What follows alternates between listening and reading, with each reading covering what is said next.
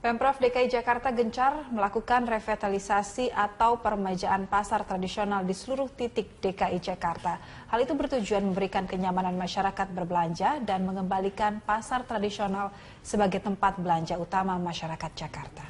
Dan berikut liputan Nori Utari bersama juru kamera Rangga Samudra dan pilot drone David Sibarani.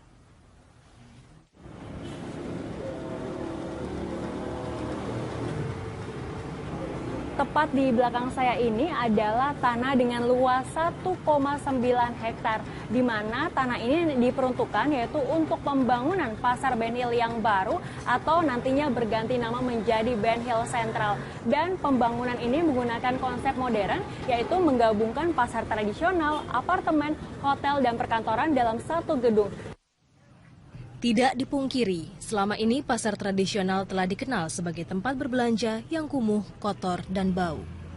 Tapi itu dulu. Saat ini, Pemprov DKI Jakarta telah melakukan terobosan untuk mengubah konsep pasar tradisional di Jakarta menjadi pasar modern. Salah satunya pasar Bendungan Hilir atau Ben Hill di Jakarta Pusat yang sedang dilakukan revitalisasi dengan luas tanah 1,9 hektar. Dengan total 43 lantai, terdiri dari 7 lantai pertama untuk pasar tradisional, kemudian 14 lantai ke atas diperuntukkan untuk apartemen, dan 22 lantai diperuntukkan untuk hotel dan perkantoran. Revitalisasi pasar Ben Hill menelan anggaran hingga 1,2 triliun rupiah. Konsep pasar modern yang diterapkan di pasar Ben Hill disambut baik sejumlah pedagang. Namun pedagang meminta Pemprov agar memperluas lahan parkir di pasar Ben Hill dan memperhatikan kembali besarnya iuran agar tidak memberatkan pedagang yang telah lama berjualan. Bagus, kalaupun nggak dibangun kan udah reot, udah rusak, bocor pula, kotor jadinya. Kami berharap bisa bagus, rapi, bisa terjangkau pula, saya bisa dagang lagi di situ. Sementara pasar modern Bendungan Hilir masih dalam tahap pembangunan, pasar modern Gondang Dia justru sudah menjadi pasar tradisional modern sejak 2 tahun lalu. Di pasar modern Gondang Dia ini telah terisi sekitar 300 kios yang menjual berbagai barang dagangan, mulai dari bahan pokok sembako, pakaian hingga aksesoris dan parfum. Mayoritas pedagang yang menempati pasar modern Gondang Dia ini adalah pedagang lama yang telah berdagang belasan tahun. Walaupun pasar modern Gondang Dia telah tertata rapi, namun ada sebagian pedagang yang mengeluhkan kurang maksimalnya keberadaan pasar modern ini, termasuk lahan parkir. Kalau dulu kan masih becek, tapi ramai juga. Nah sekarang udah dibangun baru, bersih, tapi omsetnya sedikit menurun. Pemprov DKI Jakarta saat ini mengadakan terobosan berupa program pembangunan atau peremajaan pasar tradisional milik PD Pasar Jaya dengan target puluhan pasar modern dalam jangka waktu 5 tahun ke depan. Agar pasar tetap dilirik oleh masyarakat di tengah menjamurnya pusat perbelanjaan seperti mal. Iya pemirsa, saya baru saja berbelanja di pasar Gondang Dia ini, di mana sayur mayur dan juga barang-barang di sini masih terlihat segar dan cocok untuk bisa dimasak di rumah Anda, sehingga bisa membuat nyaman masyarakat yang berbelanja di sini dan juga bisa meningkatkan omset para pedagang yang berjualan di pasar tradisional. Nori Utari, Rangga Samudra, pilot drone David Sibarani, Berita 1, Jakarta. Kebijakan pelaksana tugas Gubernur DKI Jakarta Sony Sumarsono yang mengubah sejumlah kebijakan Gubernur DKI Jakarta nonaktif Basuki Cahayapurnama atau Ahok menjadi sorotan publik. Sony mengklaim kebijakannya sesuai dengan peraturan dan tata hukum yang berlaku. Berikut wawancara reporter Cikal Multazam bersama dengan pelaksana tugas Gubernur DKI Jakarta Sony Sumarsono. Pelaksana tugas Gubernur DKI Jakarta Sony Sumarsono merubah beberapa kebijakan yang sebelumnya dibuat oleh Gubernur DKI Jakarta nonaktif Basuki Cahayapurnama. Jakarta saat ini menjadi magnet, dinamikanya yang cukup tinggi tentunya dengan beberapa perubahan yang dibuat menjadi sorotan publik. Lalu semuanya berkerucut pada satu pertanyaan, kenapa harus dirubah? Untuk menjawab pertanyaannya bersama saya sudah ada Pak Sony Sumarsono. Pak Sony, selamat pagi. Selamat pagi. Ini saya mengganggu waktunya nih di hari Sabtu ini nih. Iya. Pak Sony, sebelum kita masuk ke materi yang lebih dalam seperti yang saya sampaikan sebelumnya, saya pengen tahu Pak, Bapak ini udah mau 2 bulan jadi PLT Gubernur DKI Jakarta. Ini DKI lagi cukup rame. Rasanya gimana Pak? Dalam satu kalimat yang simpel saja. Rasanya happy-happy aja. Happy-happy aja. Kemarin Pak Ahok bilang bahwa oh ini anggarannya juga diganti untuk sesuatu yang juga penting. Kemudian juga ada solusi lain untuk Bamus. Tapi Bapak kayaknya kekeh bahwa ini harus diberikan dana hibah ini. Apa pertimbangannya, Pak? Pertimbangannya sederhana. Satu, Bamus ini sudah dianggarkan 5 miliar 2016 oleh Bapak Basuki Cahayapurnama, APBD sebelumnya. Berarti barang ini sudah ada programnya. Untuk apa, di mana, lokasinya apa. Nah, kemudian di stop. Yang kedua, saya melihat dinamika di lapangan.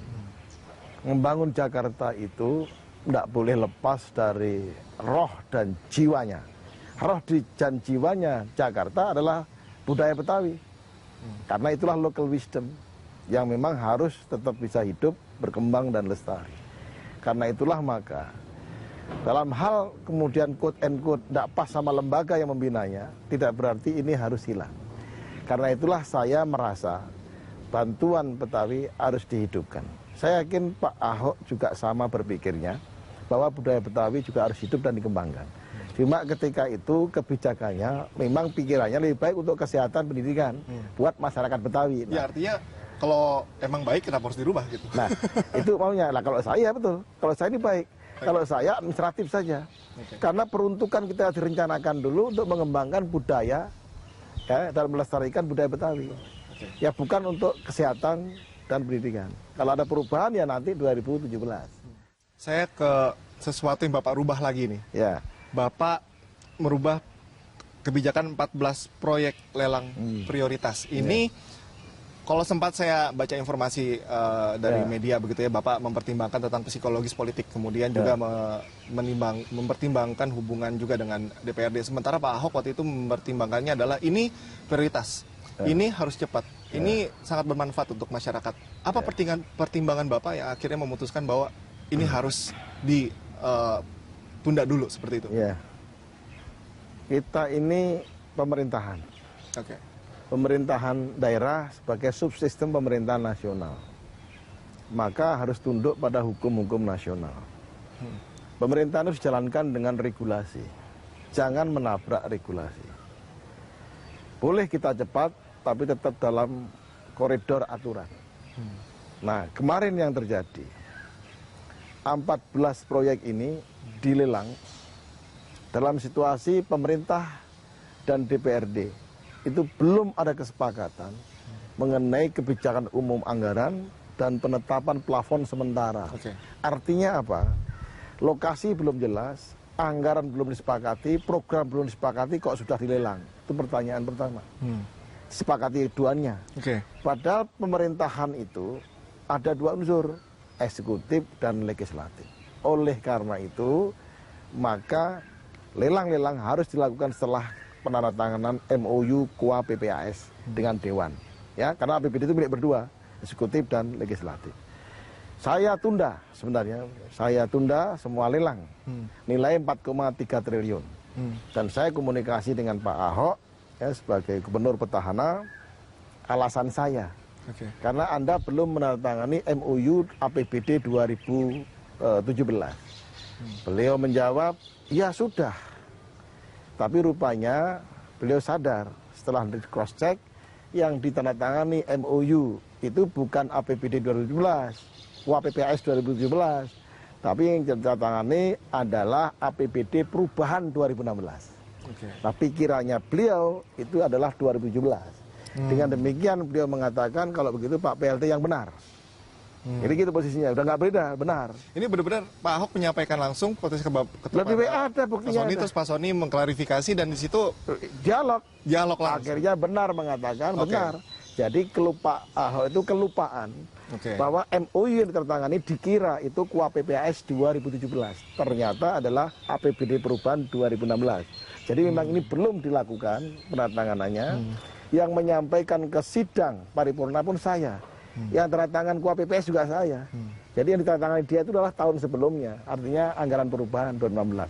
Dengan demikian persoalan menjadi clear. Baik, Pak Soni, ini terakhir, singkat saja. Masuki Pilkada 2017 DKI Jakarta, apa harapan Bapak terhadap nantinya pada ketiga calon ini yang nantinya akan terpilih? Simpel saja, Pak. Simpel saja. bahwa apapun yang dilakukan oleh kepala daerah, mohon semua kepentingan di Jakarta itu yang dinamikanya sangat-sangat mobile ya, tetap dinamis, itu bisa dimanage dengan baik. Rangkulah semua stakeholder yang ada, bahkan termasuk bekas lawan-lawan politik. Karena pada hakikatnya persaingan dalam pilkada itu adalah pertemanan dalam membangun demokrasi di Jakarta. Baik, terima kasih Pak Sony atas waktunya. Ya. Demikian hasil wawancara saya dengan Pelaksana Tugas Gubernur DKI Jakarta Sony Sumarsono. Ia tadi menyampaikan beberapa hal terkait dengan kebijakannya yang merubah beberapa kebijakan yang dibuat oleh Gubernur DKI Jakarta nonaktif Basuki Cahayapurnama. Anda sudah mendengar bagaimana keterangan dari Ahok, baru saja tadi keterangannya disampaikan oleh Sony Sumarsono. Dan tentunya ini akan selalu menjadi dinamika yang menarik, terutama dalam menghadapi menjelang Pilkada DKI Jakarta tahun 2017. Cika Mutazam, Said Kutub, Irham Andri, Berita 1, Jakarta. Proyek Masjid Megah dengan konsep arsitektur budaya Betawi kontemporer di kawasan Daan Mogot, Jakarta Barat mulai memasuki tahap akhir pembangunan. Rencananya Masjid Raya Jakarta akan diresmikan pada awal tahun 2017. Dan berikut laporan reporter Anissa Rahman dan juru kamera Joy Adinugroho. Masjid Raya Jakarta yang diinisiasi oleh Presiden Joko Widodo pada saat dirinya menjabat sebagai Gubernur DKI Jakarta pada tahun 2014 lalu, saat ini prosesnya sudah hampir rampung dan memasuki tahap penyelesaian khususnya di bagian utama Masjid Raya Jakarta. Masjid yang dibangun di atas lahan seluas 17,6 hektar ini menghabiskan dana APBD DKI Jakarta hingga 170 miliar rupiah. Dan nantinya masjid ini dapat menampung sekitar 16.000 jemaah. Masjid yang terletak di Jalan Daan Mogot, Jakarta Barat ini juga mengusung konsep ornamen dan budaya Betawi. Seperti pada bangunan utama, nantinya akan menggunakan ornamen gigi balang dan bangunan lainnya menggunakan ornamen melati dan bunga matahari. Selain ornamen Betawi, masjid ini juga mengadopsi nilai-nilai Islam seperti 5 menara setinggi 70 meter dan mahkota menara setinggi 30 meter. 5 menara setinggi 70 meter ini memiliki makna bahwa dalam Islam ada 5 rukun Islam dan 7 tingkatan surga. Sementara mahkota menara setinggi 30 meter ini memiliki makna bahwa dalam Al-Quran ada 30 juz. Jika sesuai dengan target penyelesaian, nantinya Masjid Raya Jakarta ini dapat diresmikan pada awal tahun 2017. Dari Jakarta, Anissa Rahman, Joy Adinugroho, Metro TV.